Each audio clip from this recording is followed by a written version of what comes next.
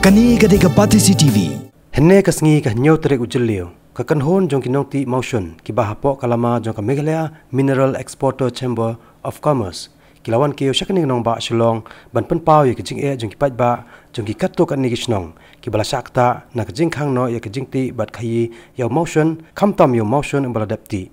Habakran ha kinong pathai kubor ha shilong press club. Kinoi lam jong ni ka seng hapo kijing lam jong president uba stoda khar. Kleto bagi patba jong kathan Maulong Ichamati Shela Bolaganj ki bahap apo ka East Castles District bat kasnong Bakli ki bahap apo South West Castles District ki babon ki degi ba imja nakakamti bat chalan Mawshun namar kla trei ki nakam la bon snem menta Henry kumba kalong menta wala nakalyang kinong trei jong katnat Forest and Environment kila da pendap ya kijinglom jingkhen yo Mawshun ubal dapti lupa katkum kijing patha jong menteri rong ba ka jala u Dr Mukul Sangma penban kijing pam pat palan bankit bat chalan yo new mar pokhandau kalabo ha kijing e ya sibon ki ba jong kini kisnong menta kada ngiwan sepi kalau kini kipon bang kerpat bapin yarap lem bagane ka Sorkar jemi ka jong Dr Mukul Sangma ni borom yo badu new minister barim jang pres umatan song ubladan kada mersi menyerap Andai hadung mentap deh hai kini kapai kadang ngintip.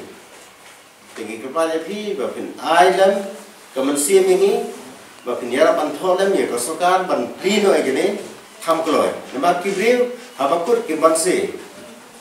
Makin yami pada sesulok kin syatangan kin ya tulisan.